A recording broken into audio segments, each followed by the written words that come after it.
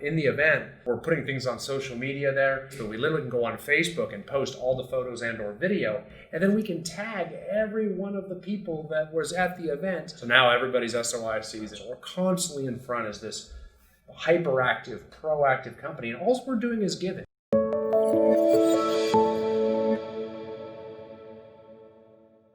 Hi, I'm Brian Icenhower, and I am here with Cami Savage and my wife, Robin Icenhower. They have gladly joined me here today. We are at our annual coaches training and business planning retreat, and I pulled them aside because I wanted to talk to them. We discussed a lot of ideas as a group today and did a lot of masterminding and brainstorming. And these guys both have sold a lot of real estate and are also coaches with us here as well at ICC. One of the things we were talking about was client events, right? And so I'm going to let you elaborate on that. But a lot of the issues we have with client events, and a lot of misconception our coaching clients have about client events as well too. So I'm going to let you take it. Sure. Well, I think the conversation that I'll have frequently with people is they're very excited about having the event. The parties always sounds like the fun part. Yeah. Oh yeah. You know, that's the idea. What are we going to do, and where's it going to be, and what are we going to serve, and so forth. That's the fun part. But for it to be effective is really about the touches that you have with your clients. And so it's not even how many people show up.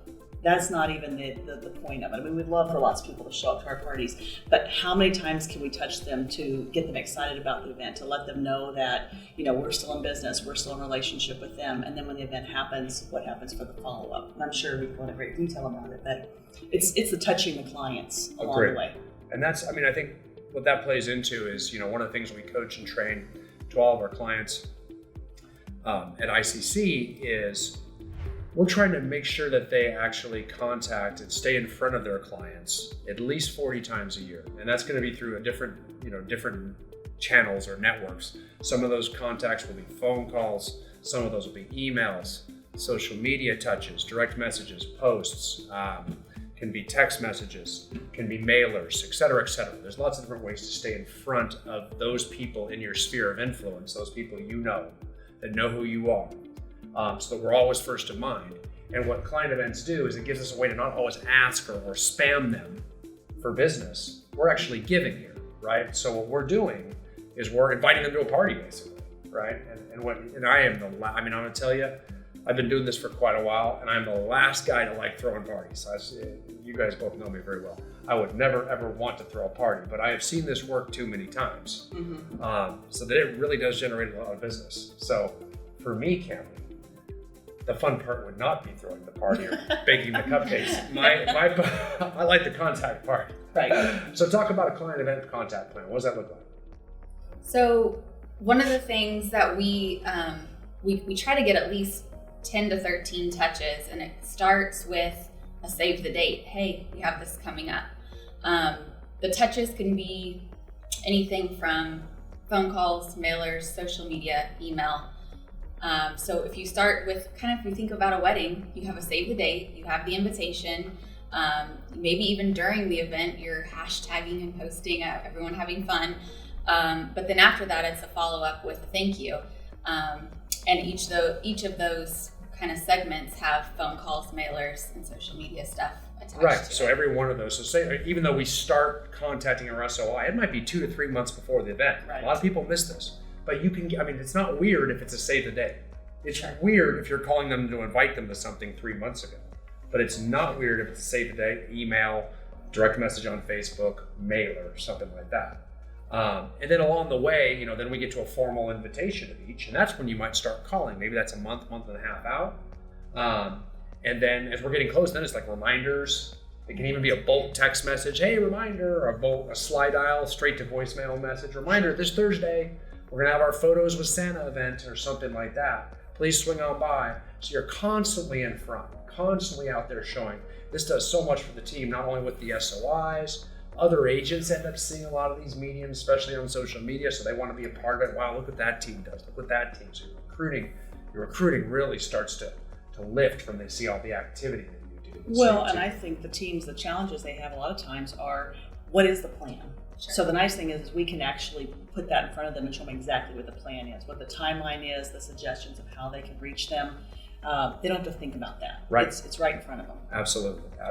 And it doesn't really stop at the event. Like you said, Robin, like in the event, we're putting things on social media there. We're actually taking a lot of photo and video too, because then after the event, we can get a couple more touches out of it. We can do a thank you email with a bunch of photos to the whole SOI, just assuming that they all attended, but it's thank you photos. Here's what you missed for those that didn't come. Right. A bunch of thank you videos, thank you emails. Same with on Facebook. We literally can go on Facebook and post all the photos and or video, and then we can tag every one of the people that was at the event in that post or video, right? So now they all see it because it's all getting pulled to their timeline.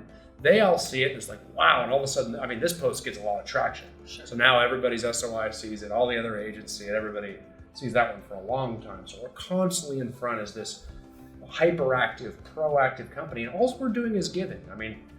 I think probably the most important thing is how easy it is to get your agents to actually make contacts to their own SOI on the real estate team. Absolutely. Before we started doing client events, it was like pulling teeth.